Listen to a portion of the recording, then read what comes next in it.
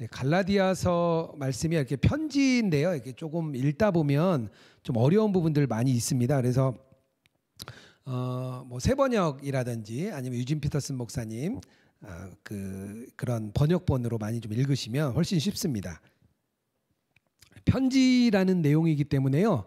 이렇게 좀 어떻게 보면 이렇게 한쪽 방향의 이야기만 듣게 되기 때문에 배경 설명, 상황 설명을 잘 들으면 그래서 이런 편지를 썼구나 좀 알 수 있으실 것 같습니다. 지난 시간에 1, 2장에 대해서 얘기했죠. 1, 2장의 핵심 두 가지가 있다 그랬습니다. 하나는 뭐라 그랬죠? 사도성. 네, 사도성을 확인해야 된다 그랬고요. 또 하나는 뭐죠? 복음의 메시지, 바른 복음. 두 가지에 대해서 사도 바울이 계속해서 얘기하고 있고요. 마지막에 무슨 얘기를 했냐면요. 통일성.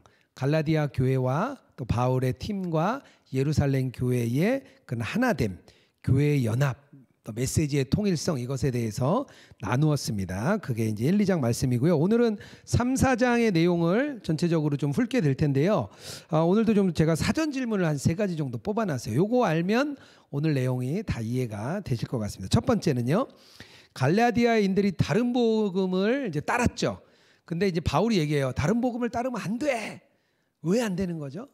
그 이유를 오늘 쭉 읽으면서 이해하시면 될 것 같습니다. 두 번째 사전 질문입니다. 율법, 율법이 문제야.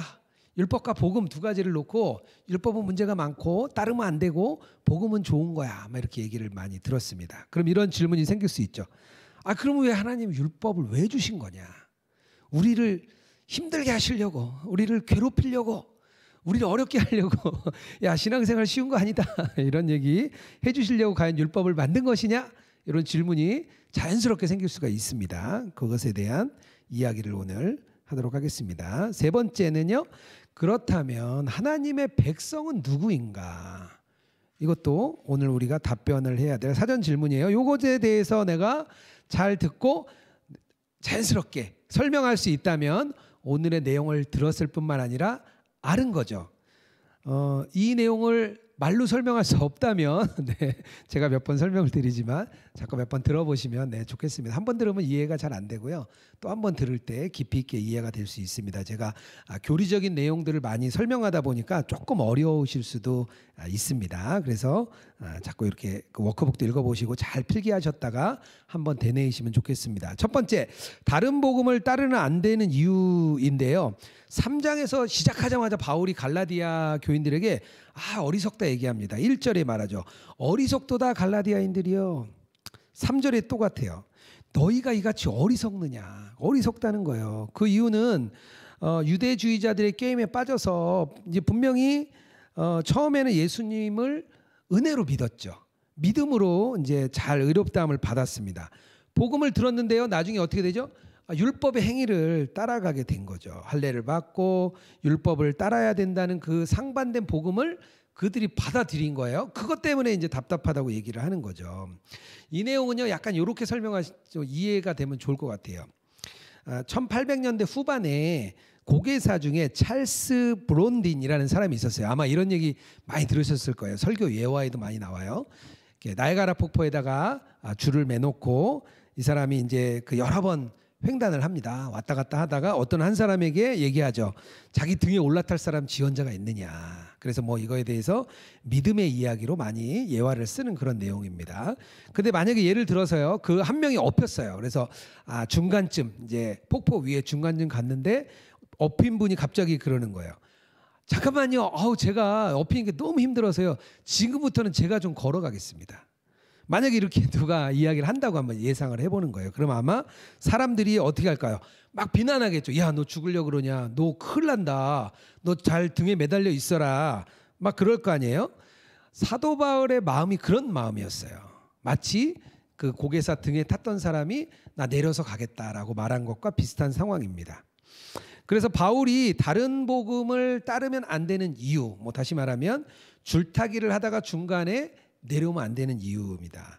그 2절부터 5절까지의 그 내용이 나와요. 첫 번째는 뭐냐? 하나님께서 그들에게 무엇을 주셨다? 성령을 주셨다. 2절이에요. 내가 너희에게 다만 이것을 알려 하노니 너희가 성령을 받은 것이 율법의 행위냐? 듣고 믿음이냐 이렇게 얘기하죠. 성령은 하나님의 영이죠. 하나님의 영입니다. 사실은 저희가 우리 안에 계신 것이 성령님이에요. 근데 우리가 예수님이라고 좀 부르는 이유는 조금 더 우리가 좀 명확하게 하려고. 성령님 그럼 왠지 구름 같고 바람 같고 또 성령님에 대해서 오해된 뭐 능력으로 생각하는 그런 게 많기 때문에요. 실제로 이 땅에 인간으로 오셨던 예수님을 생각하는 게 훨씬 우리가 의식하기 좋겠다 싶어서 저희들은 예수님이라고 얘기를 합니다. 그래서 우리 안에 계신 예수님, 뭐 성령님 같은 이야기라고 이해하시면 될 것 같습니다. 갈라디아인들이 어쨌든 예수님을 믿게 된 것은요, 성령의 역사라고 바울은 생각했어요. 복음의 말씀이 전파될 때 어떻게 하죠? 똑같은 말이 전파되지만 성령님이 그 안에서 역사하기 때문에 사람들이 그것을 믿는 거죠. 이게 성령의 역사란 말이에요. 그래서 바울이 율법의 행위 그리고 또 하나는 듣고 믿음, 이 두 가지를 이야기를 해요. 율법은 이렇게 하죠. 이것을 하라 이렇게 얘기를 해요. 이걸 하라고 얘기를 해요. 복음은 뭐라 그러죠? 그리스도께서 하셨다라고 이야기를 합니다. 또 이런 얘기를 해요. 율법은 인간의 그 성취의 행위를 요구합니다. 인간이 성취해야 될 행위를 요구를 하는 거예요. 이게 바로 율법이에요. 복음은요, 그리스도의 성취를 믿으라는 거예요. 이게 다르죠. 인간의 성취를 요구하는 행위와 그리스도의 성취에 대한 믿음. 제가 표를 그려놨는데요. 거기다 이렇게 써보시면 돼요. 그리고 또 이렇게 하죠. 율법은 이런 게 있어요. 요구사항을 제시해요. 이런 거를 제시하고 이렇게 어떻게 하죠? 이걸 따라야 돼. 이걸 순종해야 돼. 이렇게 명령을 합니다. 명령. 복음은요, 뭘 제시하냐면요, 약속을 제시합니다. 약속을 제시하고 그것을 믿으라고 하죠. 달라요. 율법과 복음에 대해서 정확하게 잘 이해를 하셔야 됩니다. 그래서 루터가 말해요. 율법을 확립하는 것은 복음을 폐지하는 것이다. 내가 율법으로 하게 되면 복음을 대충 이렇게 조금 가져가는 게 아니라 폐하는 거라고 이야기를 하는 거예요. 위의 내용들을 갈라디아인들이 사실은 다 경험을 했어요. 바울이 갈라디아 지역에 왔습니다. 그들에게 복음을 전했어요. 그리고 그리스도의 십자가가 못 박히신 것을, 예수님이 못 박히신 것을 보여주었습니다. 그래서 그들이요, 믿음의 눈으로 그것을 믿었죠. 그래서 그들이 어떻게 되죠? 성령을 받았어요. 이 과정이 쭉 이어지는 거죠. 할례를 행하지도 않았고 율법을 행하지도 않았는데 성령을 받은 거예요. 그렇게 애쓰지도 않았어요. 그런데 그냥 복음을 믿음으로 인해서 성령을 받았습니다. 근데 이런 거를 경험했는데 이 성령으로 시작해서 율법으로 마치려고 하는 거죠. 복음으로 시작해서 율법으로 끝내려고 하니까 바울이 답답한 거예요. 다른 복음을 따르면 안 되는 이유, 첫 번째, 성령님을 우리 안에 받았기 때문이라고 말씀드렸습니다. 그럼 두 번째, 다른 복음을 따르면 안 되는 이유 두 번째는요, 6절에서 14절에 계속 나오는데 뭐냐면요, 이미 아브라함의 자녀가 되었기 때문입니다. 아브라함의 자녀란 얘기는요, 하나님의 자녀이기도 하죠. 창세기 15장에 가면요, 아브라함의 이야기가 나옵니다. 우리가 연초라서 아마 창세기 쭉 읽고 계실 텐데요. 아마 좀 쉽게 이해가 되실 수도 있을 거예요. 아브라함은요, 율법을 행함으로 인해서 의롭다고 얻은 게 아니라 믿음으로 의롭다함을 얻었죠. 아브라함에게 일어난 일을 제가 한번 거기다가 쭉 이제 써봤어요. 첫 번째로 하나님이 아브라함에게 약속을 주십니다. 두 가지 약속을 주시죠. 너에게 자손을 주겠다, 땅을 주겠다, 이렇게 이야기를 합니다. 약속을 주세요. 그랬더니 아브라함이 하나님을 믿어요. 인간적으로 볼 때는 태가 끊어졌고 땅도 한 평 없어요. 그런데 믿어질 것 같지 않았던 일에 자신을 맡깁니다. 그래서 하나님을 믿는 거죠. 그리고 어떻게 하죠? 세 번째로 하나님이 아브라함을 의롭다고 바로 여기시는 거예요. 그가 의롭다함을 얻었을 때 어떤 할례를 받거나 율법을 행한 게 아닙니다. 단지 하나님을 믿었기 때문에 지금 의롭다함을 받은 거예요. 3장 7절이죠. 믿음으로 말미암는 자들은 아브라함의 자손이다. 9절에 또 얘기합니다. 믿음으로 말미암는 자들은 믿음이 있는 아브라함과 함께 복을 받는다 이렇게 얘기를 하죠. 두 가지를 얘기했습니다. 첫 번째 성령님을 받았고 또 하나님의 자녀가 되었다는 거예요. 그리스도의 복음은요 이렇게 이중의 복음을 얘기합니다. 9절에 얘기할 때 복을 받았다 분명히 얘기했잖아요. 아브라함 함께 복을 받았다 얘기를 해요. 이 이중의 복이요, 하나는 의롭다가 되는 복이고 또 하나는 성령님을 받는 복입니다.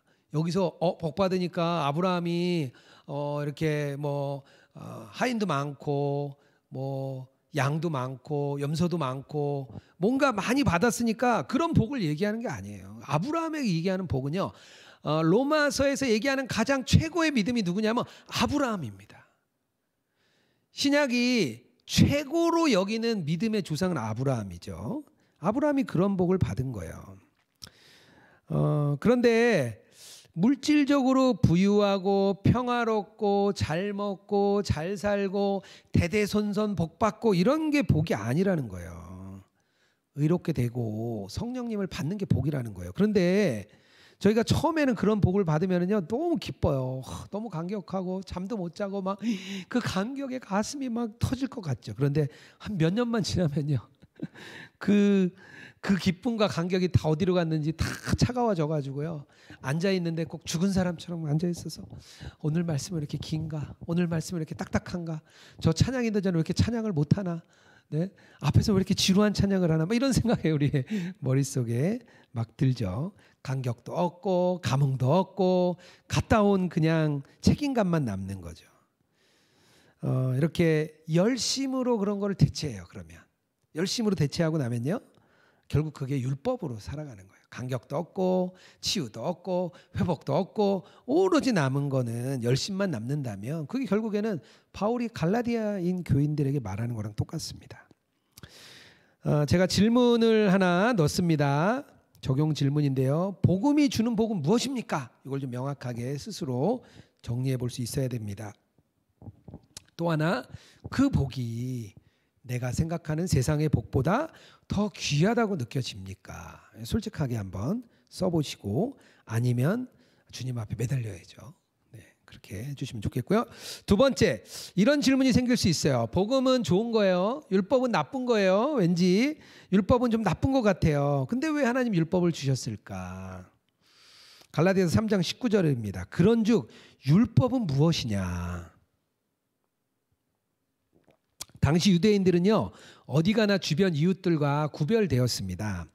안식일을 지키고 할례를 행하고 먹지 않는 음식들이 있었어요. 이런 내용은요 전부 다 시내산에서 모세가 받은 율법 안에 들어있는 내용입니다. 그리고 이게요 그 율법의 그 언약 안에 들어있는 요구 사항이었어요. 이 내용에 따르면은요 우리가 모세를 제쳐놓고 곧장 아브라함에게 가서 호소하는 거는요 유대인들에게 있을 수 없는 일이에요. 유대인들의 그 핵심인 율법을 아주 무시하는 행위였습니다.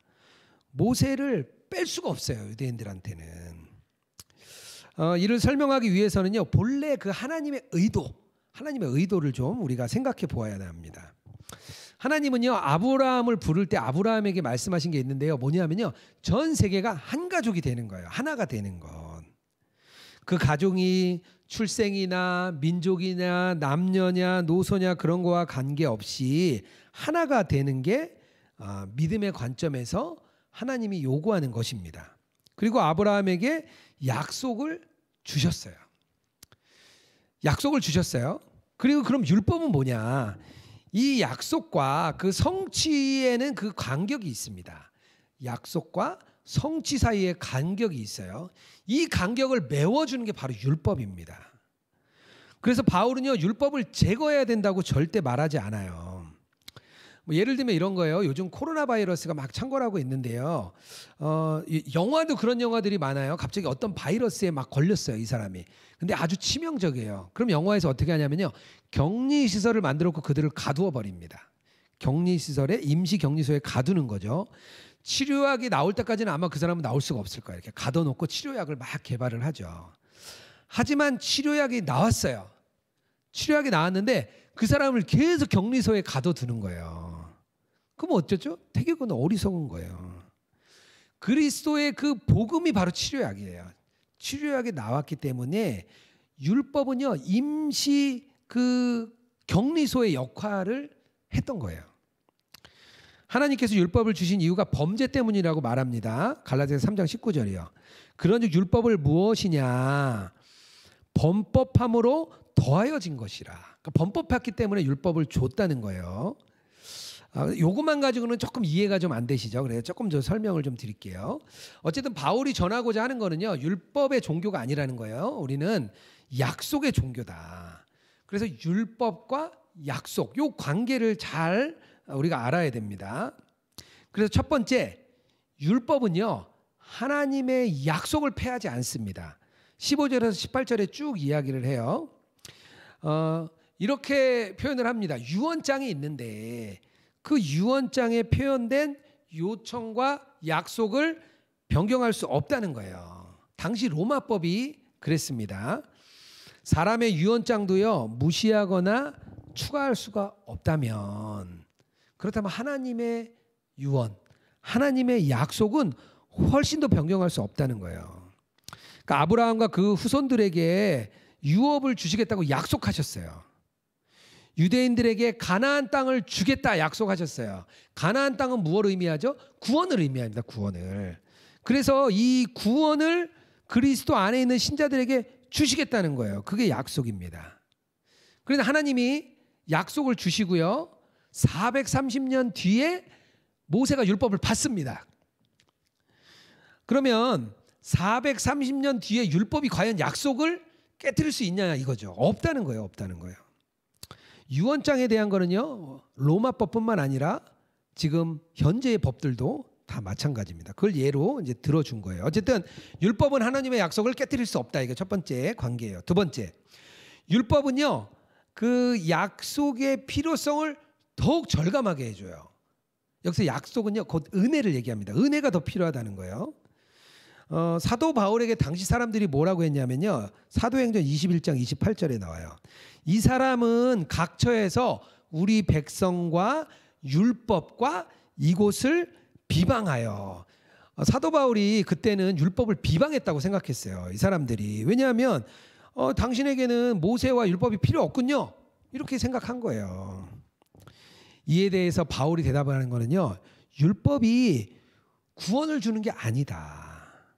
율법이 구원이 필요하다는 것을 알게 한다는 거예요. 구원을 주는 게 아니라. 앤드류 주크스라는 교수님이 이렇게 얘기합니다.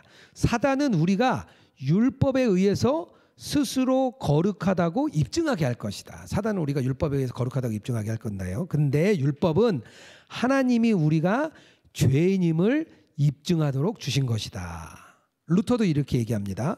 율법은 사람들을 더 나은 존재로 만드는 것이 아니라 더 나쁜 존재로 만든다는 것이다. 즉 그들에게 죄를 보여주는 것이다. 그것을 알므로써 그들이 겸손하고 놀라고 상처받고 깨어지도록 하기 위해서다. 그리고 이로써 그들이 은혜를 구하고 그럼으로써 복되신 예수 그리스도께 나오도록 하려는 것이다. 율법에는 보통 세 가지의 목적이 있다고 얘기를 하는데요. 그 중에서 첫 번째가요, 복음으로 인도하는 거예요. 복음으로 인도하는 것. 이것이 율법과 복음의 조화입니다. 율법은요, 인간의 죄를 폭로합니다. 죄가 막 드러나게 해요. 그리고 인간이 그것을 깨달아 가지고요, 막 겸비하도록 합니다. 험불이죠. 험불. 겸비하다는 거 아주 누추하게 만드는 거예요. 더럽게 하고 깨어지게 하고 부서지게 하는 거예요. 그리고 스스로 나는 안 되는구나, 이런 고백을 하게 하는 겁니다. 그럼 어떻게 되죠? 은혜로 가는 거예요. 지금으로 말하면요, 십자가로 가는 거예요. 우리가 죄의 문제 앞에서 막 내 자신이 너무 부끄럽고 내 자신이 너무 답답하고 왜 나는 안 되지, 나는 그런 인간이지, 이렇게 얘기할 때는 그거는요, 하나님이 주시는 은혜입니다. 바로 그때 어디로 가냐면요, 십자가로 가는 거예요. 십자가 앞으로 달려가는 것이 바로 율법의 역할입니다. 현대 교회에 가장 큰 문제가 있다면 죄와 심판에 대한 내용을 약화시키는 거라 그래요. 최근에 요즘에 나온 그 넷플릭스 영화들 중에 두 편이 굉장히 요즘에 인기를 많이 끌고 있습니다. 하나는 돈 룩업이라는 영화고요. 또 하나는 지옥이라는 영화입니다. 두 개 다 어떤 내용이 있냐면요. 지옥이라는 것에 대해서 사람들이 관심이 없어요. 이 지옥에 가는 그 상황을 가지고 다양한 인간적인 그런 자기의 이익을 취하려고 합니다. 사이비 종교는 그걸 가지고 자신의 이득을 취하려고 하고요. 여러 사람들이 서로 그걸 이용을 하려고 해요. 지옥에 대한 깊은 관심은 없습니다. 또 하나의 영화는 멀리 이제 행성이 지구에 내려와서 점점점 지구로 다가와서 지구에서 스포하면 안 되는데 제가 지구와 부딪히는 거예요. 이거는 요한계시록에 나오는 이야기죠. 그런데 사람들이 관심이 없어요. 이거를 정치적으로 이용하고 경제적으로 이용하고 방송으로 이용하고 사람들은 관심이 없어요. 막 SNS 하고 그것 때문에 막 안타까운 가학자를 막 놀려요. 막 SNS로 놀리고 사람들은 아무런 관심이 없습니다. 내가 오늘 살아가는 거에만 관심이 있어요. 죄와 심판 앞에 아무런 영향력이 없습니다. 왜 그럴까요? 율법을 모르기 때문이죠. 지금으로 따지면 이 율법에 대한 내용을 우리가 교리화되어 있는데요. 교리를 모르는 거예요. 교리를 잘 설교하지도 않고 공부하지도 않습니다. 교리적인 내용은 조금만 교리만 나와도 너무 딱딱해가지고요. 듣지도 못해요. 어린아이들처럼 아주 부드러운 것만 알기 원합니다. 일상에서 필요한 것만 들으려고 합니다. 죄에 대한 문제는요. 교회의 문화, 또 사회적인 양심, 주변의 평판 이런 거에 걸리는 것만 죄인 거예요. 보네포 목사님이 이렇게 얘기해요. 율법에 복종할 때만 은혜에 대해 말할 수 있다. 나는 너무 빨리 너무 직접 신약으로 가려는 것은 기독교적이지 않다고 생각한다. 절대 율법을 무시하고요. 복음으로 가서는 안 되는 거예요. 다른 말로요. 회개 없는 칭의는 없다. 회개하지 않는 하나님의 은혜는 없다는 거예요. 그렇게 하는 거는요. 성경에 나타난 하나님의 모든 계획과 모순되는 행동입니다. 지륵 같은 어둠의 별이 이렇게 더 빛나죠. 아주 깜깜한 밤에 별이 빛납니다. 내가 죄인인 줄 모르면요. 은혜가 빛나지가 않아요. 말씀 앞에 설 때 찢어지는 마음이 없다. 1년 동안 성경을 다 읽었는데 아무런 감흥도 없고 그냥 읽은 거에 내가 너무 만족스러우면요. 그건 100번을 읽어도 소용이 없어요. 기도를 많이 했는데 힘도 생기고 능력도 생기고 뭔가 될 것 같고 좋습니다. 그런데 그 시선으로요. 남의 결점을 보는 사람. 그럼 기도 하나 많아요. 오히려 내 결점이 보이고 나의 연약함이 보이고 기도할수록 부족한 것 같고 기도할수록 하나님을 의지해야 되고 그게 성경의 원리입니다. 하나님을 알수록 복음을 알수록 우리가 더 약해지고 십자가의 은혜가 더 강해지는 것 그게 바로 하나님이 원하시는 십자가의 길입니다. 적용 질문을 제가 또 썼습니다. 율법이 나에게 어떻게 느껴집니까? 솔직하게 써보는 거예요. 아무렇지 않은군요. 아무렇지 않다. 나는 율법을 통과하여 복음에 이르렀는가? 회개를 통하여 은혜에 이르렀는가? 그것에 대해서 스스로 좀 적용 질문해보면 좋겠습니다. 제가 율법을 강조하다 보니까요. 이제 또 율법이 좀 나쁜 건 아니구나. 그렇게 좀 생각이 되셨을 거예요. 하지만 우리가 또 율법 아래에만 있으면 안 됩니다. 갈라디아서 3장 23절에 이렇게 얘기해요. 믿음이 오기 전에 우리는 율법 아래에 매인 바 되고 그런데 우리가 이렇게 율법 아래에 있다가요. 어떻게 가냐면요. 그리스도의 안으로 들어가야 되는 거예요. 26절에 이어서 얘기합니다. 너희가 다 믿음으로 말미암아 예수 그리스도 안에서 하나님의 아들이 되었다 말합니다. 문제는 많은 사람이 율법 없이 이렇게 약속으로 가는 게 제가 문제라고 얘기했어요. 모세를 만나지 않고 예수님께 바로 가는 건 이거 문제라고 제가 금방 얘기했습니다. 그런데 또 반대로 이런 사람도 있어요. 모세와 율법에 가서 그 불행한 속박 속에 머물러 있는 사람들이 있어요. 또 반대로. 계속 그 구약에만 멈추어 선 것이죠. 그런 사람에게 종교는요 아주 무거운 짐이에요. 이런 상태를 23절, 24절에서는 두 가지의 단어로 얘기를 합니다. 뭐냐면요, 감옥하고요, 가정교사예요. 감옥은 우리 말 안 해도 아시겠죠? 이렇게 도망가거나 탈주하지 못하도록 이렇게 가두어 놓는 것, 쇠창살이 딱 느껴지죠. 감옥은 우리가 뭐 잘 알아요.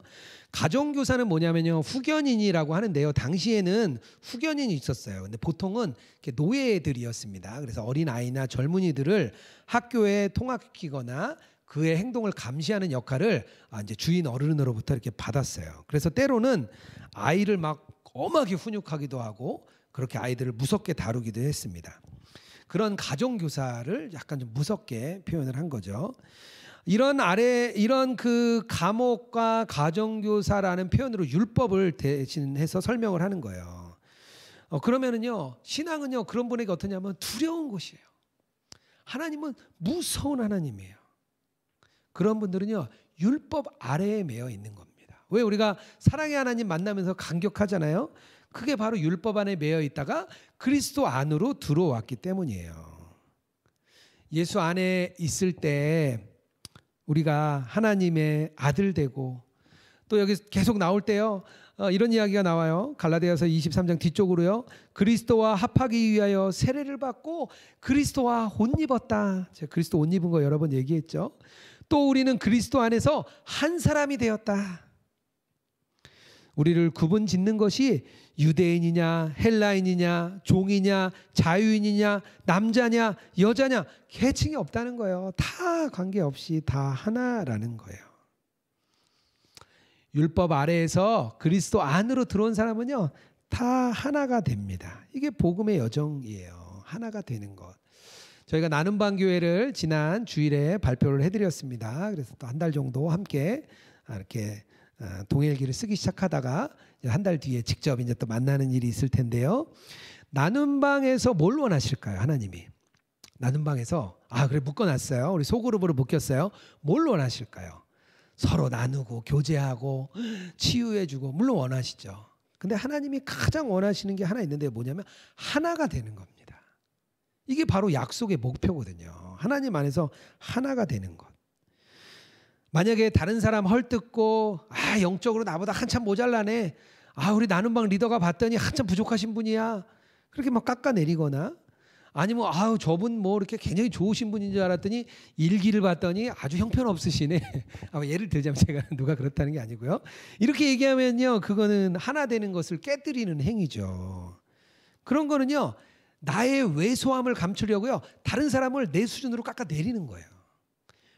내가 연약한 사람이요 다른 사람을 끄집어 내리는 거예요. 높은 사람은 절대 다른 사람 끄집어 내리지 않습니다. 이런 행동들은요 교회 안에 하나됨을 아주 방해하게 됩니다. 다른 사람을 판단하고 정죄하는 건 다 율법의 행위거든요. 다른 사람 신경 쓸 필요 없어요. 서로를 변화시키는 거는요 서로의 믿음을 보여주는 거예요. 그리스도 안에 있는 걸 보여주는 거예요. 율법을 통과해서 그리스도 안에 있는 것을 보여주고요, 어려워하는 사람 위로해주고, 힘들어하는 사람 안아주고, 사랑해줘야 될 사람 가서 만나주고, 뭐 자연스러운 그리스도 안에 있는 모습들이 나타날 수 있습니다. 적용 질문 세 번째는요, 교회가 하나 되는 것이 나의 마음에 있는가? 나는 어떻게 하고 있는가? 이 이야기를 적용 질문으로 넣어왔습니다. 스스로에게 질문하는 거예요. 누구에게 답하는 건 아닙니다. 그렇다면 네 번째, 누가 하나님의 백성인가? 갈라디아서 4장 21절에서 31절에는요. 율법 아래 있고자 하는 자들, 그 이제 갈라디아 교인들에게 예를 드는데요. 아브라함의 두 아들을 예를 들어서 다시 비유적으로 이야기를 합니다. 율법과 약속의 차이를 아브라함의 두 아들을 예를 들어서 설명을 해요. 이 두 아들을 가지고 진짜 하나님의 백성이 누구인지 설명을 해주는 거예요. 근데 이 부분이요 갈라디아서에서 가장 해석하기 어려운 본문으로 여깁니다. 왜냐하면 여기에는 구약 지식이 많이 좀 들어있기 때문이에요. 뭐 아브람, 사라, 하갈, 또 시내산, 예루살렘 이런 비유들이 막 나와요. 그래서 아마 좀 어렵다고 이야기를 하는 것 같습니다. 제가 좀 오늘 계속 설명을 좀 해볼게요. 아브라함의 참된 자녀를 얘기했는데요. 그 사람들은 완벽한 유대 혈통을 가진 사람이 아니라고 했습니다. 바로 영적인 참된 혈통, 아브라함을 믿는 그런 사람들이라고 이야기를 했습니다. 아브라함이 말했던 것처럼 아브라함처럼 믿고 순종하는 사람들이 진짜 하나님의 참된 자녀죠. 아브라함에게 약속된 축복은요, 육체를 따랐던 사람들에게 임하는 게 아니에요. 유대인이건 이방인이건 상관없이 믿는 자는 다 되는 거죠. 꼭 아브라함의 자손만 그렇게 되는 게 아니라는 거예요. 그래서 아브라함은요, 그 두 자녀를 이중혈통이라고 얘기합니다. 이중혈통. 하나는 육체적인 거짓 혈통이고요, 한 명은 참된 혈통이에요. 이스마엘이 바로 거짓된 혈통이고요, 그리고 영적인 혈통이 이삭입니다. 둘 다 아버지가 아브라함이지만 둘이 달라요. 첫 번째 차이는요, 서로 다른 어머니에게 낳았어요. 어머니가 달라. 뭐 당연한 거죠. 근데 하여튼 첫째 그 하갈은요, 그 이스마엘은요, 여종인 하갈에게서 낳습니다. 둘째는요, 이삭은요, 자유인인 사라에게서 낳았어요. 차이가 달라요. 두 번째 차이가 또 있습니다. 둘이 다른 식으로 태어났어요. 뭐 생물학적인 출생은 당연히 같죠. 어머니 뱃속에서 나온 것 같은데요. 이삭은요, 약속으로 말미암아 태어났습니다. 이미 태가 끊어진 상태에서 자연 법칙을 거스르고 하나님이 약속에 의해서 낳게 해준 거죠. 이스마엘은요, 그냥 자연적인 혈통으로 낳습니다. 당시 문화에 따라서 사라의 태가 끊기자 사라의 여종인 하갈을 이렇게 대를 잇기 위해서 이루어진 일이었죠. 또 두 여인은요, 두 언약을 나타냅니다. 하갈은요, 구약, 옛 언약, 그리고 사라는요, 새 언약, 신약이죠. 하나님께서 모세를 통해서 옛 언약을 주셨죠. 그리고 예수님에 의해서 새 언약을 주셨습니다. 새 언약, 이거 되게 중요합니다. 새 언약을 확립하신 거죠. 옛 언약은 율법에 근거했고요, 새 언약은 약속에 근거했습니다. 그리고 두 언약을 이야기할 때 두 예루살렘으로도 표현을 합니다. 그래서 옛 언약 백성은요, 이 지상에 있는 예루살렘이라고 얘기를 해요. 그리고 거기가 어디냐면요, 신의 산이라고도 표현을 합니다. 그리고 새 언약은요, 하늘의 도시인 하늘의 예루살렘을 이야기를 해요. 신의 산은 그러니까 오늘날의 예루살렘을 얘기하는 거고요, 거기에서 나는 자녀는 하갈, 옛 언약 얘기한다고 했어요. 오늘의 예루살렘은 자유자이고요, 그리고 약속의 후손입니다. 그 표에다가 막 넣어보시면 돼요. 출생지는 뭐 사라, 하갈, 자유인, 종, 약속, 자연적으로 뭐 이렇게 쓰시면 되고요. 신분은 아들이냐 종이냐 뭐 써보시면 되겠죠. 어머니를 상징하는 것, 모치는 새 예루살렘과 신의 산. 그래서 새 예루살렘은 어디의 도시죠? 하늘의 도시를 얘기하고요, 그리고 지상의 도시가 신의 산입니다. 새 예루살렘이 하늘에서 이렇게 나중에 내려와요. 약속은 율법과 새 언약 얘기하시면 되고요, 유업은 유업을 상속받고요, 이스마엘은 내어 쫓김을 당하죠. 그리고 이삭이요, 이스마엘에게 핍박을 당해요. 이 이스마엘과 이삭의 관계를 통해서 지금 이 시대의 우리를 생각해 볼 수 있습니다. 첫 번째로 우리가 핍박을 받게 된다는 것을 우리가 예상할 수 있어요. 갈라디아서 4장 29절이에요. 그때 육체를 따라 난 자가 성령을 따라 난 자를 박해한 것 같이 이제도 그러하도다. 지금도 그렇다는 거예요. 어린 이삭을 이스마엘이 막 비웃습니다. 아마 우리 참된 교회인 영적인 후손들이요, 세상에 아마 비웃음을 받을 거예요. 야, 니네들 참 쉬는 날 쉬지도 못하고 참 애쓴다. 주일에 참 우리처럼 편하게 쉬어야 되는데 너네들 참 불쌍하다. 그리고 교회에 떠나서 복음을 한번 전하려고 해보세요. 막 핍박이 옵니다. 직장 생활에서 복음 전하려고 하면 핍박이 더해지죠. 그럴 때는 안 되나 보다, 그게 아니라 이런 일이 있겠구나, 올 게 왔구나, 이렇게 생각하시면 돼요. 두 번째로는요, 유업을 받게 됩니다. 30절에 나와요. 여종과 그 아들을 내어 쫓으라. 여종의 아들이 자유 있는 여자의 아들과 더불어 유업을 얻지 못하리라. 자유인은 유업을 얻고요, 이스마엘은 쫓겨난다는 거예요.